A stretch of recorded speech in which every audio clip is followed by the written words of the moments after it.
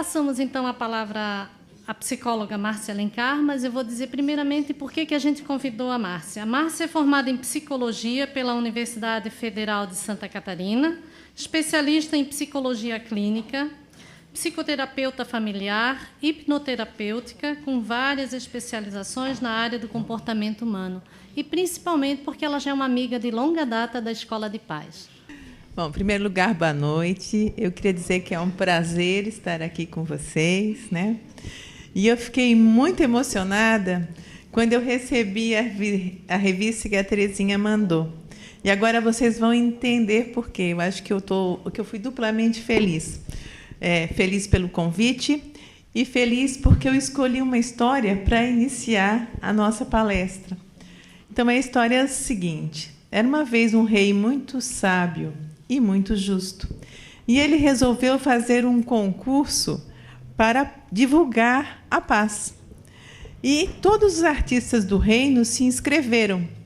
Então, apareceram telas lindíssimas, jardins maravilhosos, lagos serenos, cachoeiras, praias paradisíacas. Mas, no meio de todos aqueles quadros lindos, tinha um completamente diferente. Era um mar revolto, o céu estava cinza, vários raios cortando o céu, um penhasco todo escarpado, e lá no meio, um ninho, e os passarinhos chocando esse ninho. E o rei disse, é esse. Aí, todo mundo estranhou e disse, mas, majestade, esse quadro é tão sombrio, tão esquisito. Aí o rei respondeu, porque encontrar a paz no meio da tempestade é que é difícil, né? Então, o nosso desafio, e por isso que a paz é uma conquista, né? Porque ela não vem de graça, não é de graça, infelizmente, né? É encontrar serenidade no meio da tribulação do dia a dia e fazer o que é preciso ser feito, apesar da confusão à nossa volta.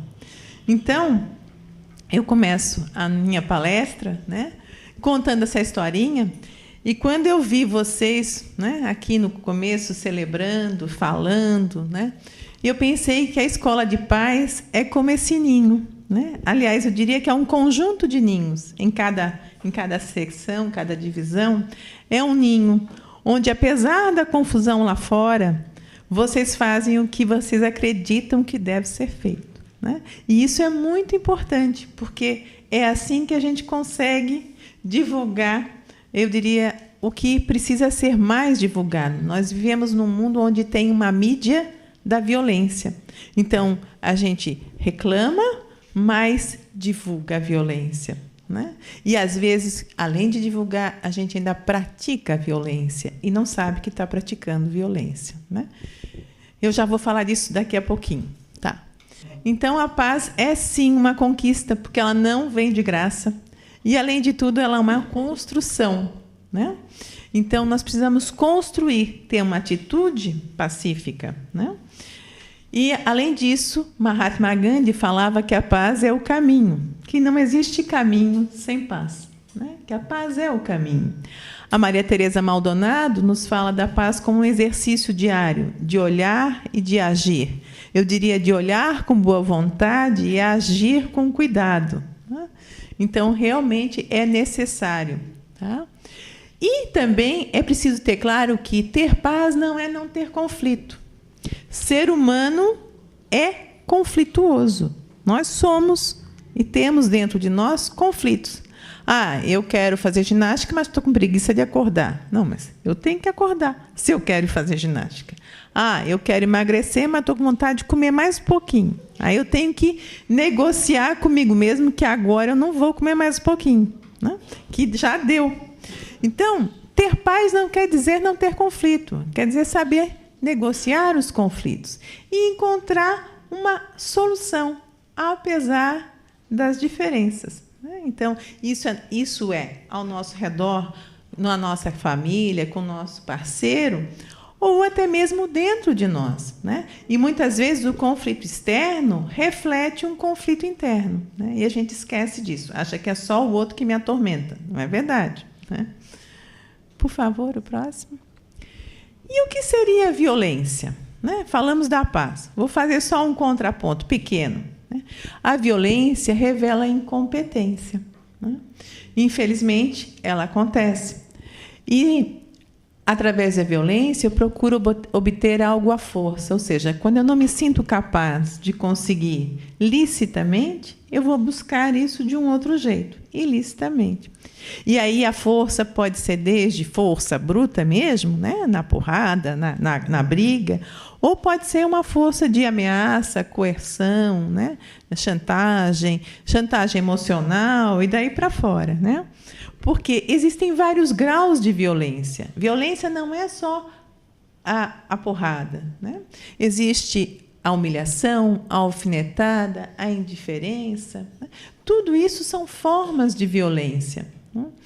E o que é mais sério e mais delicado, e por isso que a gente tem um trabalho tão importante, existe a violência em todos os sistemas e em todas as famílias. Sistema desde sistema de governo, sistema, né, dos órgãos. E não é porque o governo é ruim, não. É porque ele é composto de seres humanos. E os humanos, às vezes, se tornam violentos, né? Sempre que perdem a razão. E aí, a razão, às vezes, é não só a razão de eu ter ou não ter razão, mas é de eu perder a cabeça. Então, eu não sei mais o que argumentar, e aí eu engrosso. E daí eu grito, e daí eu berro, e daí eu brigo. E aí eu perdi a razão. 2 vezes, né? Bom, vamos falar das situações na família e depois eu vou falar um pouquinho também das situações nas escolas, né? Então, na família que se tecem as relações. E o ser humano é tecido, né? Eu não nasço apenas para o mundo, eu nasço para o mundo e para a família. E é na família que eu me constituo humano e que eu cresço como tal. E eu aprendo a ser humano. Então, uma das coisas que a gente mais vê, que é uma situação bastante comum, é a ameaça de abandono ao invés da segurança afetiva. O que isso quer dizer? É aquela situação em que ou você está comigo ou você está contra mim. Não, às vezes eu não estou nem contra nem a favor, muito pelo contrário, eu tenho uma ideia e você tem outra ideia. Mas muitas vezes na família a gente vive situações assim, alguém pensa assim, pô, mas se você gostar de mim, você vai concordar comigo. Não, se eu gostar de você, eu vou dizer o que eu penso e o que eu sinto, mas eu posso ficar do seu lado mesmo assim. Ficar do lado do outro, apoiar, não é só concordar, é estar ao lado de. Então, eu não acho que você deve ir no futebol, mas você quer ir? Você vai, você está gripado. Mas você quer ir? Você vai. O que eu vou fazer? Vai. Né? Então, a gente não concorda, mas a gente respeita. Entendeu? Outra coisa que às vezes acontece na família, né, e que a gente precisa buscar é a comunicação mais aberta e fluente. A família é cheia de códigos. Né? Em vez de a gente dizer o que a gente quer, a gente diz muito o que a gente não quer. Vê se não chega tarde hoje, menino. Né? Vê se não come demais. Vê se não bebe demais. A gente sempre diz o que a gente não quer mais do que a gente quer. Então, a comunicação é torta, em vez de ser aberta e fluente. Né? E outra coisa importante é que, às vezes, a família é marcada por acontecimentos do passado e vive esperando que aquilo aconteça de novo. Né? Então, por exemplo, uma mãe que engravidou na adolescência morre de medo que a sua filha adolescente engravide de novo. Né? Porque aquilo que ela viveu, ela acha que a outra vai viver. É possível? É. Mas não é líquido e certo. Então, a gente tem que cuidar para não projetar no outro aquilo que é da gente. Então, a gente alerta, a gente educa, a gente ensina, a gente previne e, no mais, a gente entrega. Entrega para Deus e entrega para o outro, porque você não vai poder vigiar o tempo todo. Aliás, é super importante para que a criança tenha autonomia e cresça com competência, porque como é que eu ajudo uma criança a não ser violenta? Violência é incompetência, ajudando a criança a ser competente.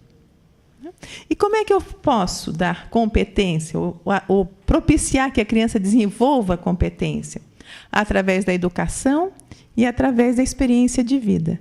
Então, competência se desenvolve como linguagem, como aprender a andar, como aprender a comer, né?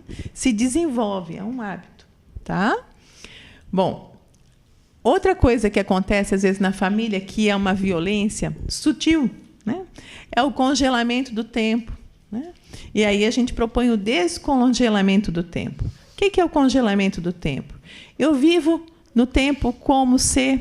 É como se meu pai ainda fosse vivo, é como se nós ainda tivéssemos muito dinheiro ou pouco dinheiro, é como se ainda estivéssemos morando em tal cidade. E a família congela no tempo. E existem muitas famílias congeladas no tempo. Às vezes é como se eu ainda fosse casada e eu não sou mais, né? E as coisas ficam como está.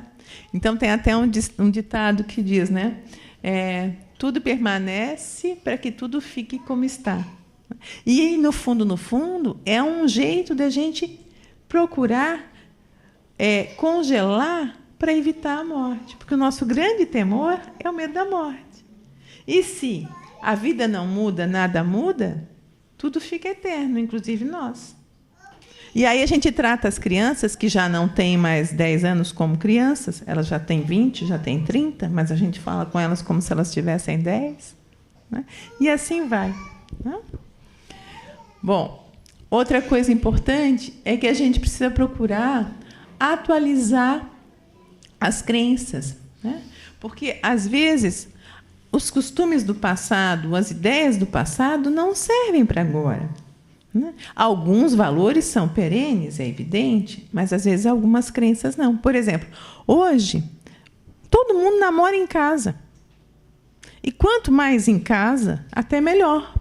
Os pais se sentem mais seguros.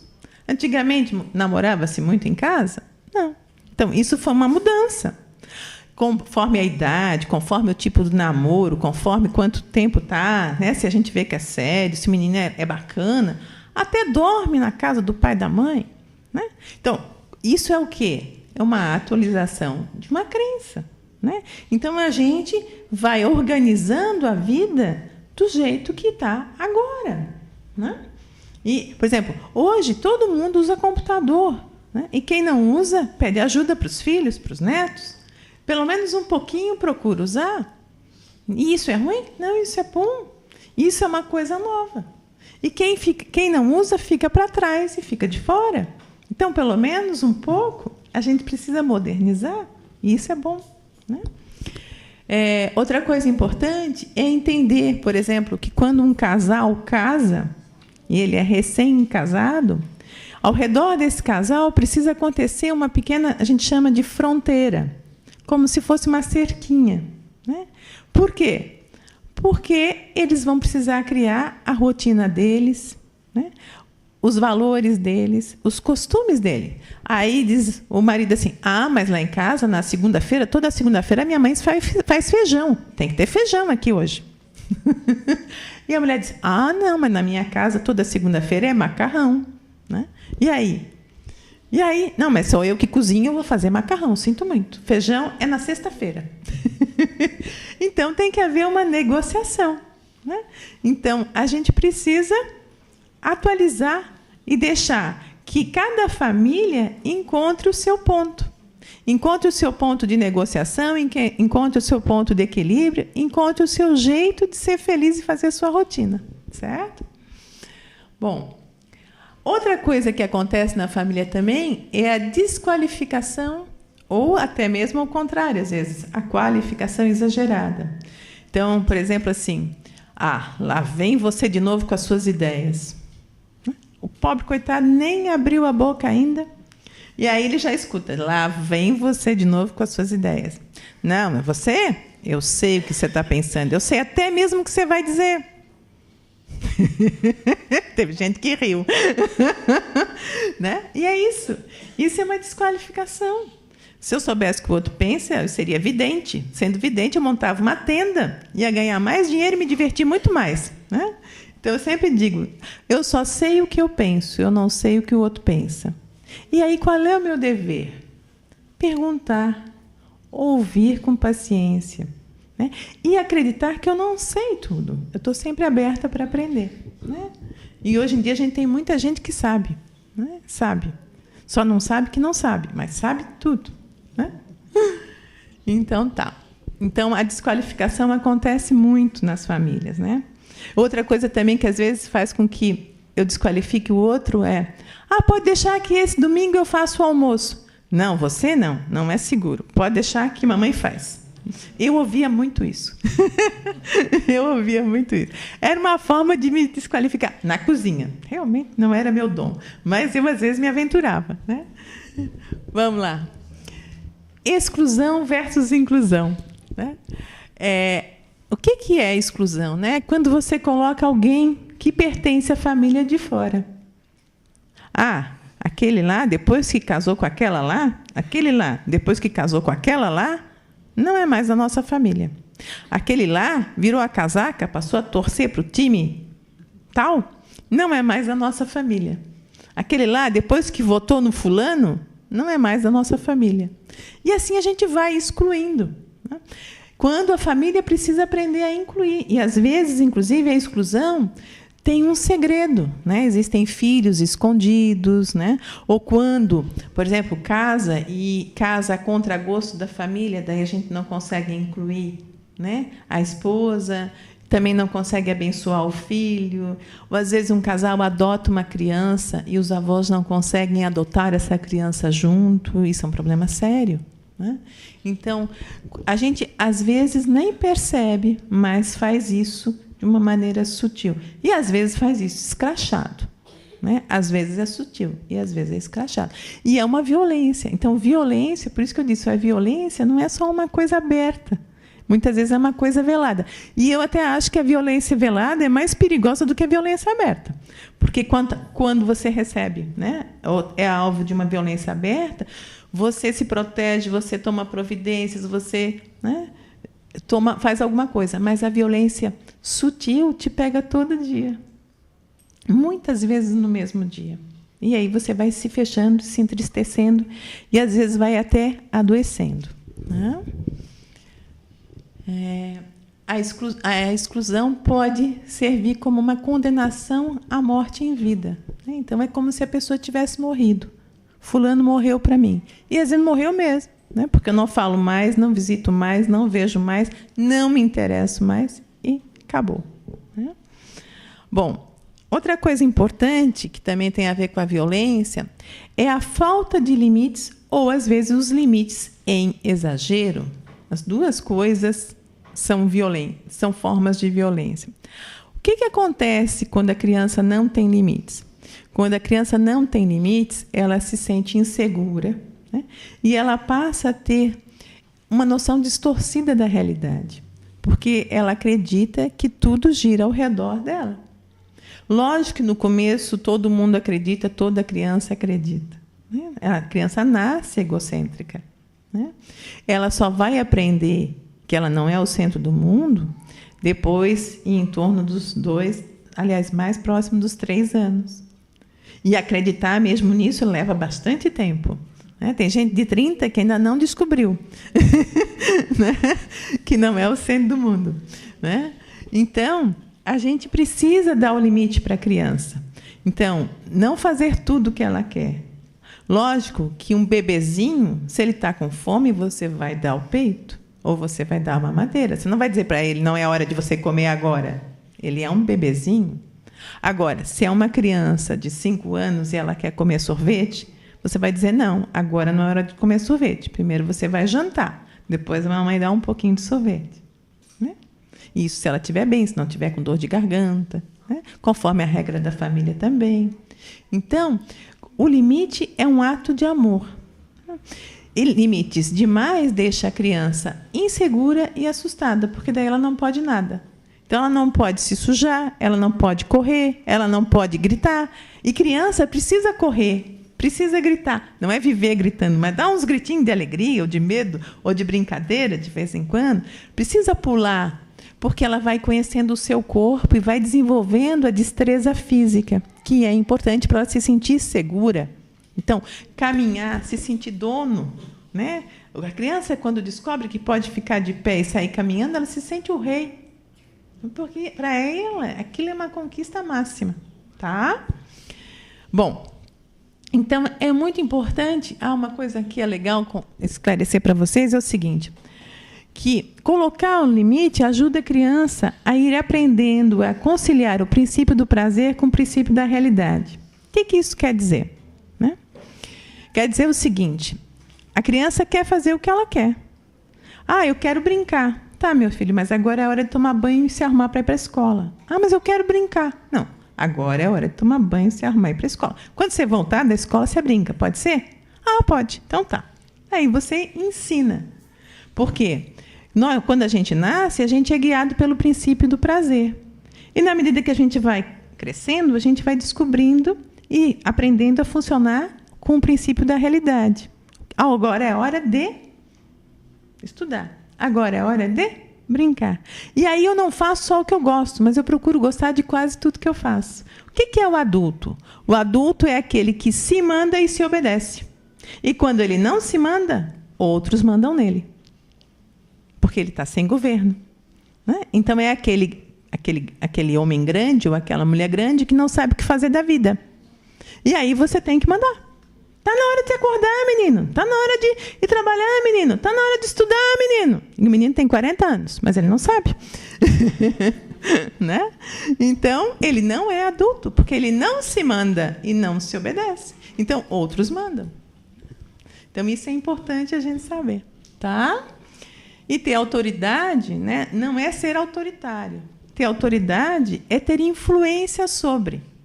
Se você vai no médico e você confia naquele médico, o que ele te diz, você acata. Porque ele tem uma autoridade para você. Né? Então, ele não é autoritário. Ou você me obedece ou não te trato mais. Não. Mas ele diz, olha, se você fizer assim, assim, assim, assim, sua saúde vai melhorar. Ok, combinado. E aí ele tem um poder de influência sobre você. E você acata aquilo que ele te orientou. Outra coisa super importante é que os limites ajudam a gente a saber e a manter a hierarquia na família. Hierarquia é como se fossem prateleiras. Né? Então, os avós estão numa prateleira, os pais estão noutra prateleira, os filhos na outra prateleira, os netos na outra prateleira, o cachorro na outra prateleira. O cachorro faz parte da família, né? Uma vez eu estava explicando isso para uma família e tinha os pais e os filhos. Aí diz o filho assim, oba, então eu não sou o mais de baixo? Não. Então tá bom. Ele não queria ser o mais de baixo. Ele queria... Eu não sou o mais de baixo? Não, tem o cachorro. Então tá bom. Ele ficou todo felizinho. E por que hierarquia é importante? Porque quando tem hierarquia, eu reconheço hierarquia, existe o respeito. Né? E o respeito é o acatar, é o ouvir, é o considerar. Por exemplo, aqui... houve toda uma sequência. Quem falou? Houve uma mestra de cerimônias, né? Houve o presidente da seção de Biguaçu, depois a uma autoridade, depois a outra autoridade. Então, houve toda uma sequência. E aí tem uma hierarquia, e aí tem uma noção de respeito. E organização, porque só funciona um sistema quando ele tem organização. Se ele está acéfalo, não tem organização, o sistema não funciona. Então, a gente precisa de um chefe, sim. A gente precisa da hierarquia, a gente precisa do poder. Tá? Outra coisa importante é a questão do grude emocional e da fronteira emocional. O que é grude? Não, nós só vamos viajar se todo mundo for. Mas por quê? Né? Eu só vou na casa dos meus pais se a minha mulher for comigo. Mas por quê? Não, porque é assim, eu não gosto de ir sozinho. Isso é grude. Né?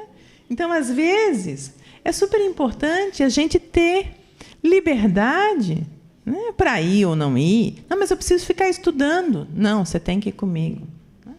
Então, as pessoas, às vezes, perdem a noção de que cada um é um. Né? Lógico, se os filhos são pequenos, se o lugar é perigoso, aí a gente se protege, a gente não vai ficar sozinho em casa, os meninos não vão ficar sozinhos em casa. Mas, às vezes, não é nada disso. Às vezes, é só a dificuldade de enxergar que cada um é um e que nós não somos um todo. Né? Então, eu digo que tem família que é que nem siri na lata. Você põe um pauzinho, puxa um, vem tudo, né? Tem a família do siri na lata. Quer dizer, vem tudo. São as famílias que têm o grude emocional. Não existe a fronteira. E as pessoas não têm licença para ser um. Isso é muito difícil, né? Porque daí tem que estar sempre juntos o tempo todo. E isso mata a individualidade das pessoas. E isso também vai matando o casal, porque o casal não tem mais espaço. E aí a família engole o casal. E a família começou com o casal. E é o casal que mantém a família. E se não existe mais casal, a família corre um sério risco de se partir uma hora. Por isso que é importante o casal ter espaço para sair, para passear, para namorar, né? Preservar um pouquinho sua fronteira. E não ficar só que nem siri na lata, né? Todo mundo grudadinho, junto o tempo todo. Tá? Bom, vamos ao próximo? Outra coisa importante é a humilhação e o reconhecimento, né? Então, às vezes, acontece uma falta de fronteira entre o público e o privado, né? Então, a menina menstruou, e aí conta para a mãe: mãe, aconteceu. Não conta para o papai. O papai chega em casa, a primeira coisa que ela faz: você não imagina o que aconteceu hoje. Né? Lógico que deve contar para o pai também. O pai também deve saber, né? Isso é uma coisa para ser, né? Para algumas famílias até é legal, é um motivo de alegria. Oba, temos uma mocinha. Mas não para constranger a criança. E se a criança pediu para não contar, tem que dar um tempo para a criança conseguir contar. Então, outra coisa que às vezes se faz também, né? Marido e mulher fazem muito pouco caso um do outro, na frente dos outros, para virar motivo de piada mesmo. Ah, fulano é um enrolado, está sempre atrasado. Ah, fulana não tem jeito. E aí a gente goza um do outro. E isso é uma humilhação, né? E a gente, às vezes, parece que perde a noção do que é público e do que é privado. Hoje em dia, isso acontece muito com a internet, né? Então, tem gente que coloca tudo no Orkut, tudo no Facebook, né? Tudo, né? Tudo que faz, tudo que deixa de fazer, tudo que pensou fazer. Lógico que certas coisas são legais divulgar, são legais contar, mas olha para quem e olha como você conta, né? Porque tem gente que coloca tudo mesmo, né? E aí você perde a noção do privado e tudo vira público, né? Tá? Outra coisa importante é saber que cada um fala por si e sabe o que é bom para si, né? Como eu trabalho muito com família e casal, às vezes eu pergunto para um, é o outro que responde. Aí eu digo: não, mas só um pouquinho, deixa eu ver o que ele pensa, né? Hoje foi interessante. Eu atendi uma senhora no telefone. Ela disse: eu quero marcar uma consulta para o meu marido, porque é ele que está precisando, mas eu só preciso de uns conselhos seus. Eu disse: tá, mas é ele que está precisando. Só ele. Não, eu preciso só de uns conselhos seus. E que tal a senhora vir com ele? Não sei. Né? E aí foi. E aí eu já fui trabalhando no telefone, né? Não resisto. Eu não resisto. Já fui ali, já fui situando, né? E aí ela foi contando. E aí eu disse: mas não acho que é só ele que precisa de ajuda, né? Você também está tão perdida quanto ele, né? E aí foi muito interessante, assim. No final marcamos.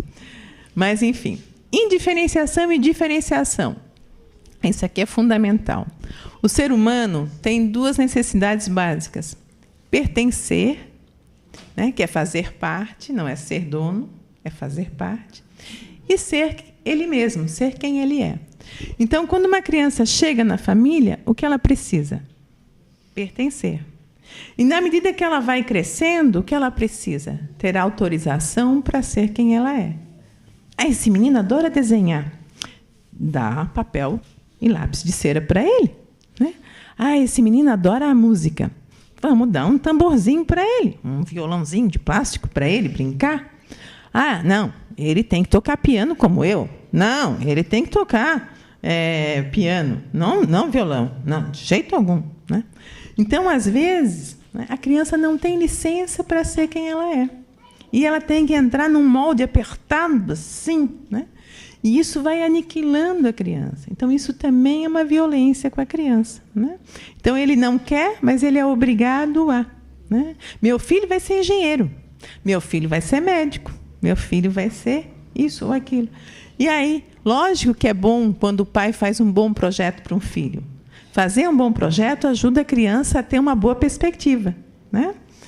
Mas o que eu não posso é obrigar o filho a fazer o meu projeto, porque ele tem que descobrir qual é o projeto dele.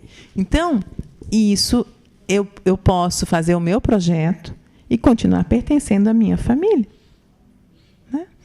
Então, e tem famílias que não é bem assim, né? Se eu não cumpro o projeto, eu corro o risco de ser expulsa da família, né? Deserdada da família. Às vezes, tem filho que é deserdado legalmente, inclusive, né? Enfim, nunca me esqueço, uma vez atendi um caso que me chocou muito, fiquei chocada. Um senhor que adotou, e depois ele desadotou. Adotou e depois desadotou. Ixi, Maria. Aí eu fiquei tão chocada que eu não consegui disfarçar, porque eu não sou boa de disfarçar, não. Eu sou muito autêntica. E aí eu fiquei assim, né? Meu Deus, que coisa séria. Que violência, né? Porque uma criança que é adotada já sofreu uma violência. E aí ela sofre 1, 2, 3. Né? Porque, por incrível que pareça, a adoção é uma bênção, mas também dói na criança. Por quê? Porque aquele pai e aquela mãe que estão ali vão receber todo amor e toda raiva. Não vai receber só o amor, né? Porque é para ele que eu vou me queixar, porque é ele que está ali. Então, a criança vai protestar. Filhos que são da gente protestam e precisam protestar, porque se não protestar, não nos largam. Se eu ficar só adorando meu pai e minha mãe, não vou sair da saia deles nunca. Então, a adolescência, o protesto da adolescência, num certo grau, é necessário para quê? Eu preciso descobrir que meu pai não é o máximo, que minha mãe não é o máximo. Porque daí eu vou buscar um parceiro para fazer uma família como eu acho que deve ser. E aí eu vou fazer a minha casa como eu acho que deve ser. Senão eu vou ficar na casa do pai e da mãe para sempre. Para que eu vou sair? Se eles são o máximo. Né? Tudo perfeito. Tá? O perfeito ninho. E aí lá fico eu perfeitamente aninhada com 40, 50, 60. Né? Outra coisa importante é poder expressar opiniões e gostos e respeitar a opinião e gosto dos outros. Então, por exemplo, às vezes na família a questão, né? Fulano torce para o Avaí, ciclano torce para o Figueirense. E a gente brinca com isso, né? Pega no pé um do outro, mas brinca com respeito. Então, isso é muito importante. Outra violência que acontece é o julgamento, né? Em vez de a gente, lógico, e isso não é maldade, né? As pessoas não têm uma compreensão relacional. Eu vou explicar melhor o que é isso, né? Então, normalmente a gente acredita que as coisas são lineares, né? Fulano hoje foi mal criado comigo. Nem sei por quê. Não aconteceu nada. Alguma coisa houve? O que aconteceu? Ele ganhou uma bronca no colégio. Ele tirou uma nota baixa, chegou em casa nervoso. Não justifica? Não. Mas vamos conversar, vamos explicar. Né? E, às vezes, tem uma história aí. Né? Então, quando a gente tende a ver o outro como vítima, só como vítima, né? A gente não entende que existe um sistema maior. Então, por exemplo, o marido bebe. E a mulher? A mulher trabalha. Ele é viciado em bebida, ela é viciada em trabalho. E aí? Eu bebo porque eu estou sozinho. E eu estou sozinho porque eu bebo. Lógico, não é só que a mulher, porque trabalha, que ele bebe. Ele tem uma história de bebida na família dele. Ele tem uma herança, né? Ele tem um gene, ele tem uma aprendizagem. E eles têm dificuldades de buscar intimidade. Então, cada um busca a sua intimidade. Ela com o trabalho e ele com a bebida. Cada um tem um parceiro aí nessa história. Ele tem uma namorada, que é a garrafa, ela tem um namorado, que é o trabalho. Aí estamos empatados. Então, quando a gente busca a compreensão relacional, a gente vê a coisa muito maior do que ela é. E aí a gente vê saídas. Qual é o meu 50% nessa história? Por que eu estou tendo problemas na minha casa? Por que eu tenho problemas com meu filho? Por que meu filho não quer estudar? Por que meu filho não quer trabalhar? E aí eu busco qual é a minha parte nessa história. Né? Qual é a minha parte? E vou trabalhar a minha parte, os meus 50%, porque tudo é dividido.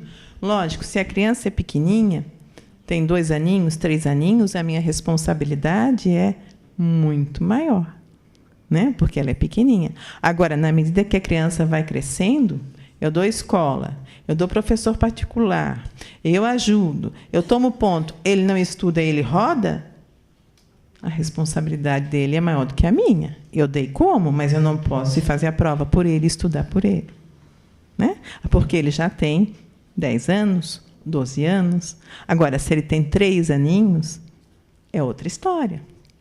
Né? Então, a responsabilidade da criança com 3 anos de ir para o colégio é de quem? É da mãe e do pai. De levar para o colégio, de ensinar que ir para o colégio é importante. Né? De brincar no colégio, de guardar os brinquedinhos. Ele não vai guardar direito, mas ele guarda do jeito dele, está ótimo. De tirar só o pijaminha do chão, está ótimo. Né? E aí a gente vai de acordo com a idade. Tá? Então, é muito importante a gente buscar sempre a compreensão relacional e não só julgar e apontar e buscar culpados, porque senão a gente não vê saída. Né? Pode passar? Outra coisa importante é a questão da mentira e da sinceridade. Né? Então, muitas vezes, a mentira é um pacto familiar, que a gente usa como desculpa. Né? Então, a gente não fala do que é difícil. Ou a gente mente. Então, a mulher que é viciada em compras, chega em casa, esconde as sacolas. E depois põe uma roupa nova e o marido diz, roupa nova? Não, você é que não lembra. Faz tempo que eu tenho essa roupa. Você não lembra, você não presta atenção em mim mesmo, você não nota nada. É séria a coisa. E aí, né? Então, como acontece? Aí ele fica desconfiado, mas ele também não diz, não, você está mentindo. Ele deixa por isso mesmo. Hoje eu não quero me incomodar. Vamos deixar assim, paciência. Então, a gente não fala do que é difícil. E é muito importante que a gente fale do que é difícil. Né? Fale do que é difícil e faça um pacto de sinceridade. Sinceridade não é dizer tudo que eu penso, não, gente. Né? Ninguém pode dizer tudo que pensa, porque a gente pensa muita bobagem. Né? E ser sincero não é dizer tudo que pensa. Aquele programa Super Sincero, lembra? Tinha um programa muito engraçado, que era o Super Sincero, que ele não era sincero, ele era grosso. Né?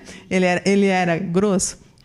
Então, ser sincero não é dizer tudo que eu penso, até porque eu penso muita bobagem, mas é dizer o que eu preciso dizer para o outro. E aprender a ser assertivo, né? Quer dizer o que eu preciso de um jeito legal, para ajudar o outro, não é para esculachar com o outro, é para ajudar o outro a fazer o que ele deve, o que ele precisa, o que eu quero. Né? Tá? Bom, e às vezes acontece, então, a omissão, a negação. Né? E outra coisa importante é esclarecer a história familiar. Então, muitas vezes, nas famílias existem segredos, e segredos importantes. Né? Então, às vezes, uma família tem um filho adotivo e não conta para protegê-lo. Não é para protegê-lo só, é para se proteger também. Né? Nunca é só para proteger um lado. Sempre é proteção para os 2 lados. Né? E é importante contar? O que é segredo? Segredo é sempre que eu guardo uma informação que te diz respeito. Diferente de privacidade. Privacidade eu conto se eu quero. E eu posso contar ou não. Agora, segredo, eu estou omitindo uma informação que é importante para o outro. Então, ele é diabético e não sabe? Coitadinho, ele vai sofrer tanto se souber. Não, ele precisa saber. Né? Então, segredo é uma coisa que eu sinto que eu tenho que guardar, porque se eu não guardar, vai dar uma confusão. Não, eu preciso abrir. Eu preciso contar, com confusão ou sem confusão. Né? A privacidade eu conto se eu quero. Né? Então, é importante a gente saber disso. Tá? E outra coisa importante assim, é buscar que a gente vai combinar e cumprir. Vamos combinar. Vamos combinar que, dentro do possível, vamos manter os horários. Vamos combinar que, dentro do possível, esse mês nós vamos manter a economia, porque mês que vem a gente quer viajar? Ou mês que vem a gente quer fazer não sei o quê, não sei o quê, não sei o quê? Vamos combinar e vamos cumprir. Porque o problema, muitas vezes, é que a gente faz combinados e não cumpre. E isso dá uma sensação de insegurança e de traição. Então, traição não é só sexual, não é só se envolver com o outro. Cada vez que você combina uma coisa com alguém e não cumpre, você está traindo. Né? E aí a gente se sente mesmo traído. Né? Tá? Pode passar, por favor? Tá. Negação e confrontação. Né? Negação. A gente vê muito isso nas famílias, muito mesmo, em muitos momentos. Né? Uma das coisas mais comuns é, não, fulano não tem problema com bebida, não, ele só bebe final de semana. Mas ele, no sábado, ele começa de manhã e vai até domingo à noite. Mas ele não tem problema. É só final de semana. E aí a gente nega. E, às vezes, a saída é fazer o oposto, é passar por confronto. Não tem problema, sim. Então, vamos cuidar, vamos ver como é que a gente pode fazer, o que a gente pode fazer. Isso está ou não está incomodando a nossa vida ou a sua vida? Né? Porque, às vezes, incomoda só de um, às vezes incomoda dos outros também. Não é só de um. Né? Então, como eu brinquei hoje com essa senhora, né? O marido dela estava fazendo algumas coisas que, principalmente para a vida dele, afetam, mas afetam para a família toda. Né? Então, é uma coisa importante a gente sair da negação e, às vezes, ir para o confronto. Né? Ir para o confronto é dizer o que precisa ser dito. Né? Então, ela disse, não, meu marido disse que vai morrer, e descobriu que vai morrer, e agora ele quer viver a vida intensamente. Então, ele comprou uma moto, e viajando e passeando por aí. Aí eu disse, tá, mas morrer todos nós vamos? E aí? A questão não é se nós vamos morrer, a questão é como vamos viver até lá. Né? Porque morrer todos nós vamos. E aí? Como é que nós vamos viver até lá? Né? Que escolhas eu faço para a minha vida? Então, é bem importante interromper o padrão de evitar conflitos. Então, a gente não fala de dinheiro, dinheiro dá problema. A gente, às vezes, não fala de sexo, sexo dá problema. A gente não fala de parente, de mãe, sogra, dá problema, e problemas sérios. Né? A gente não fala de morte, porque dá problema. Né? E, às vezes, a gente precisa falar de tudo isso, porque isso são assuntos super importantes que fazem parte da vida. Né? E aí a gente vai deixando as coisas para debaixo do tapete e o tapete vai crescendo. Né? Tá? Outra coisa importante é a questão da parentalização, ou seja, quando um filho é colocado no lugar do pai. E isso acontece, às vezes, muito cedo. Né? Então, a família está viajando e o menino lá do banco de trás diz, papai, não corre tanto. O papai devia saber sozinho que não devia correr tanto, né? Mas a criança já está preocupada. Né? Então, o que a criança está fazendo? Está no lugar do adulto, está no lugar do pai ou da mãe, dizendo para o pai não correr tanto. Ou então, um outro filho diz assim, mamãe, vê se hoje no almoço não bebe tanto. Né? Então, quando a criança é colocada no lugar do adulto, isso é o que a gente chama de parentalização. Né? Às vezes, por exemplo, sem querer, sem saber, um adulto, tanto o pai quanto a mãe, faz a criança de confidente. Você sabe? Sabe o que a sua mãe disse hoje para mim, minha filha? Fez isso, isso, isso e isso. Criança com 9, 10 aninhos fica de confidente do pai e da mãe. Isso é terrível para a criança. Né? Isso é um tipo de abuso. Isso também é abuso. Abuso é sempre que você coloca alguém no lugar que não é dele. Né? Então, não é da criança. A criança não tem que ser amigo de pai e de mãe. A criança não tem que ser confidente do casal. O casal tem que se virar sozinho. Né? Sem usar os filhos como álibi ou como aliados. Né? Então, quando a gente coloca um filho no lugar de confidente, a gente está parentalizando ele e fazendo um abuso.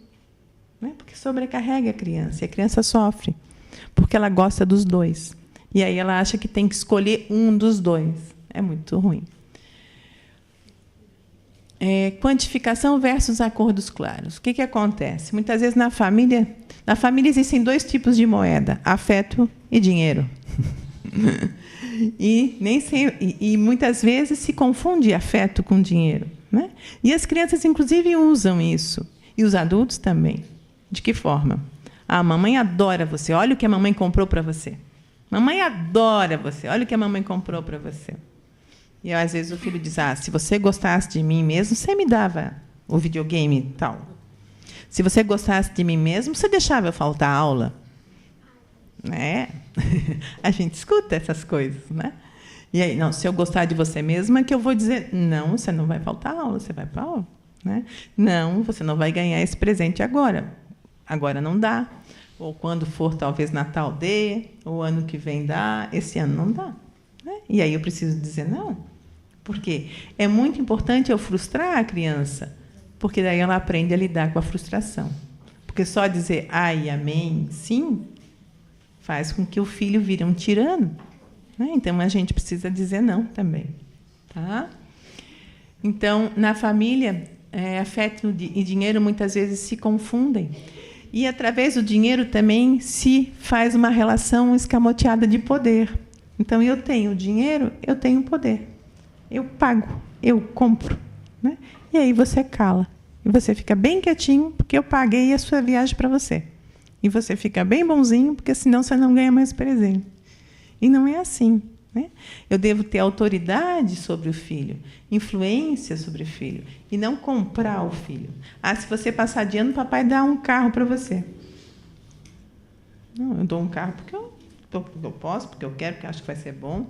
Mas não porque você passou de ano. Passou de ano é bom para você, né? E a gente faz isso, né? Bom,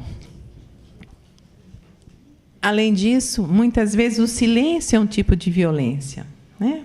A falta de diálogo é uma violência.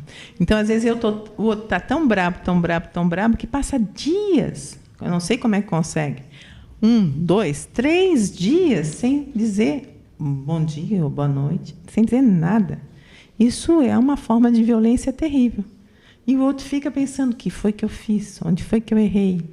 E agora? Como é que vai ser? Né? E assim, e você vai elucubrando, sofrendo, imaginando. E aquilo é terrível. Tá? Já falei da questão da vítima, né? Isso é super importante. Então, em vez de a gente se vitimizar e se sentir, né, como vítima, a nossa grande saída é sair do papel de vítima e ver qual é a minha responsabilidade. Então, às vezes, alguém diz assim: não, eu não tenho sorte na vida. Já tentei trabalhar disso, já tentei trabalhar daquilo, já tentei trabalhar naquele outro, nada deu certo para mim. Aí eu pergunto: mas o que você fez? Qual foi a tua parte nessa história? O que você repetiu em cada história para que nada desse certo para você? Então, as pessoas não percebem que tem uma questão que é delas.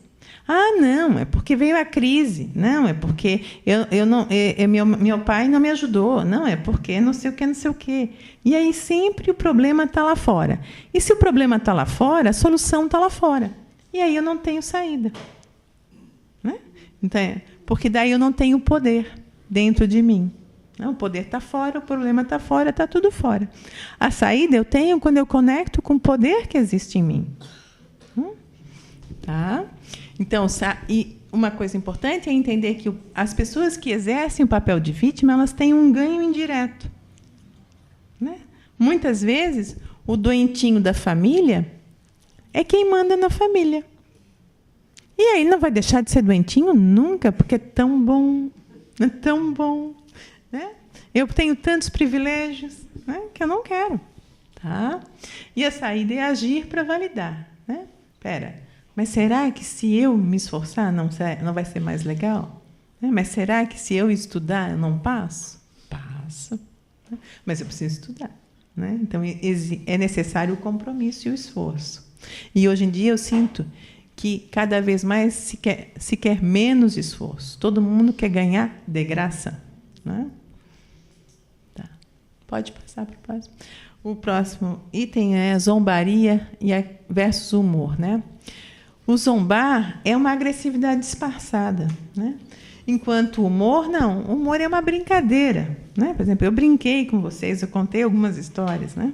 Porque isso traz leveza, né? E é o humor que salva o amor, e não o contrário. Eu me lembro que eu tinha uma mocinha que eu atendia, ela dizia assim, mas se eu tivesse um namorado, eu ia ser mais alegre. Eu digo, não, se você for mais alegre, você arranja um namorado. É verdade? Foram feitas pesquisas, as mulheres que sorriem mais ficam mais tempo casadas, né? Casam mais fácil, né?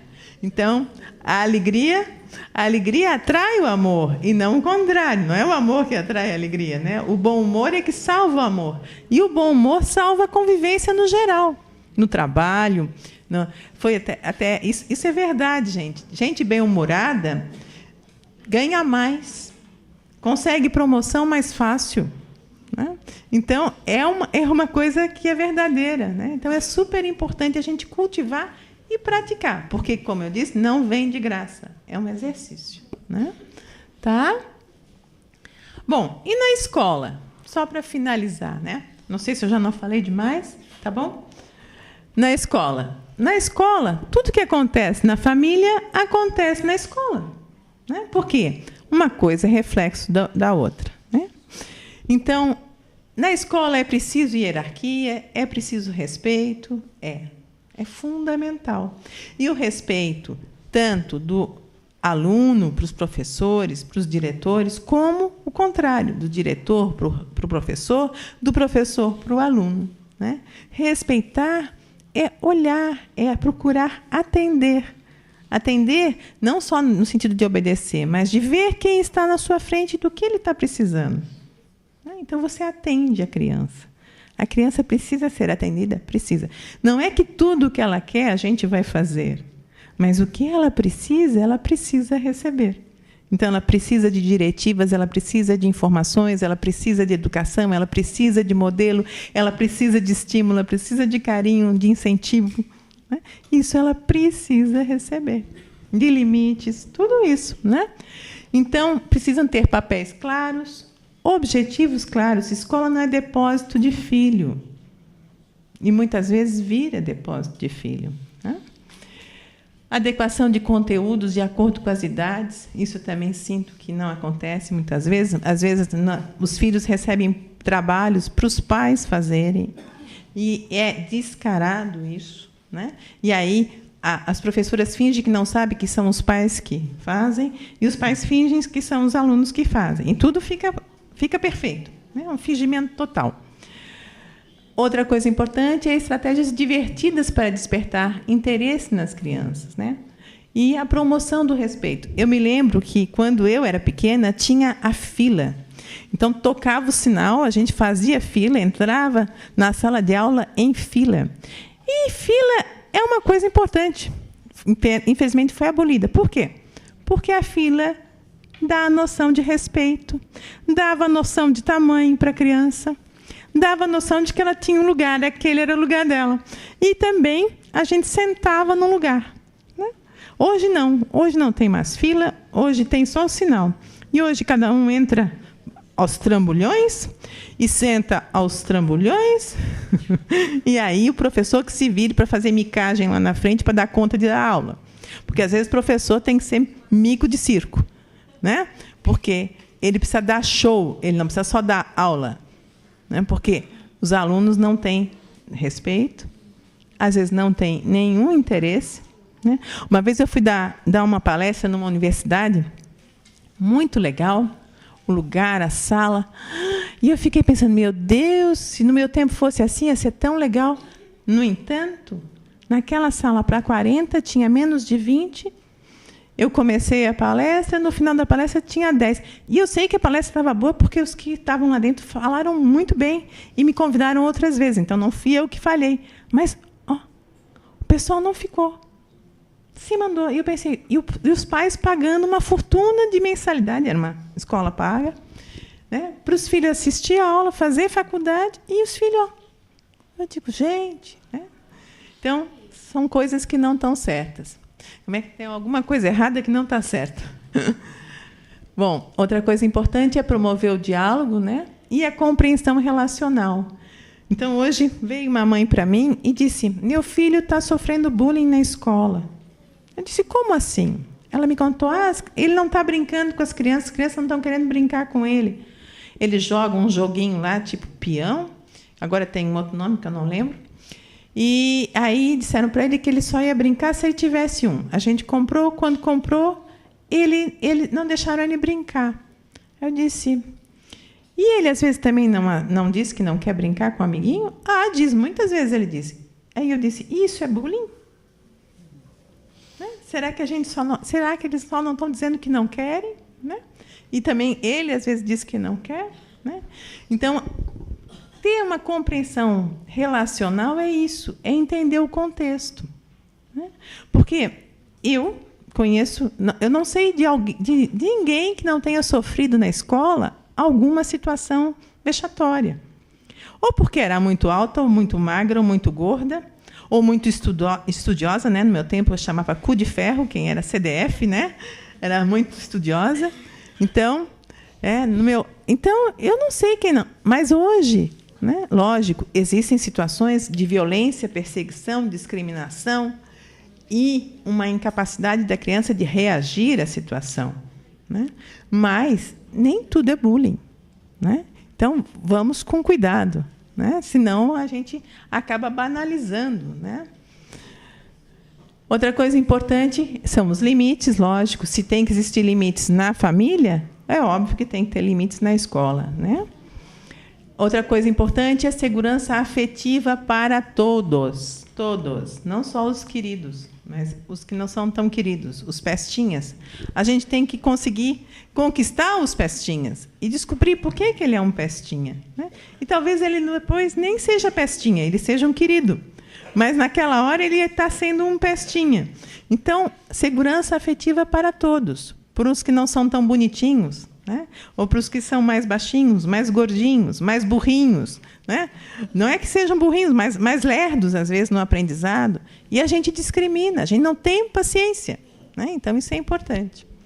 A qualificação e incentivo às múltiplas inteligências. Isso eu acho fundamental. Porque tem criança que é muito boa para falar. Tem criança que é muito boa com números. Tem criança que é muito boa para jogar bola. Tem criança que é muito boa para fazer experiências, né? Para escrever.